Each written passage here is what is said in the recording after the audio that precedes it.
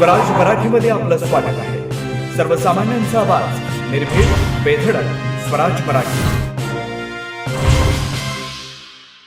बीडच्या केज तालुक्यात सरपंच पतीचं अपहरण करून खून झाल्याची घटना समोर आली आहे। या घटनेने जिल्ह्यात खळबळ उडाली।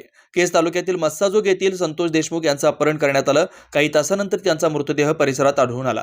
संतोष देशमुख हे मस्साजोगच्या महिला सरपंच अश्विनी देशमुख यांचे पती आहेत। सोमवारी दुपारी अज्ञात व्यक्तींनी त्यांचं अपहरण केलं, त्यानंतर त्यांचा मृतदेह आढळून आला। देशमुख यांच्या शरीरावर मारहाणीच्या जखमा आहेत, त्यामुळे त्यांचा खून झाल्याचा संशय व्यक्त होतोय। या प्रकरणी केज पोलीस ठाण्यात 6 जणांच्या विरोधात गुन्हा दाखल झालाय। दरम्यान या घटनेनंतर बीडचे खासदार बजरंग सोनवणे यांनी संतप्त प्रतिक्रिया देत बीडचा बिहार होतोय असा आरोप केला।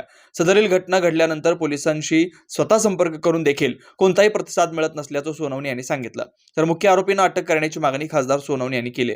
याला राजकीय अंग नाहीये, पण राजकारणीची प्रवृत्ती ह्याच्या पाठीमागे आहे। राजकीय अंग असायचं काही कारण आहे? राजकीय आज कुणाचं सरकार आलं, कुणी सत्तेत येतात म्हणून जर आमच्या लोकांचे खून केले जात असतील तर ती बाब अतिशय निंदनीय आहे। कारण याला राजकारणाचं वळण देण्यासारखा विषय मला नाही वाटणार, पण राजकीय शक्ती नक्की या गोष्टीच्या पाठीमागे आहे। यांनी पाठबळ द्यायचं काम करतात।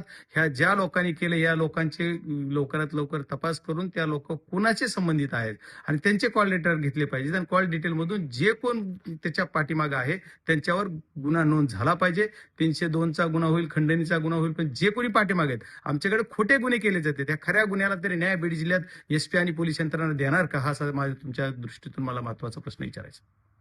याच्या पाठीमागे सत्ताधारी मधले कोणी आहेत का? नाही, मला याच्या पाठीमागे कोण आहे असं आज प्रथमदर्शी मी दिल्लीत आहे, आज मी महाराष्ट्रात पण नाही किंवा माझ्या जिल्ह्यात पण नाहीये। मी आज सेशन चालू असल्यामुळे इथे दिल्लीत आहे, त्याच्यामुळे मला याच्या पाठीमागे कोण नाही। पण ही एवढी कुणाची ताकद वाढती म्हणजे ही कसं एवढी डेअरिंग यांच्यात येते या लोकांमध्ये की डायरेक्ट उचललं जात आहे दिवसा दुपारी।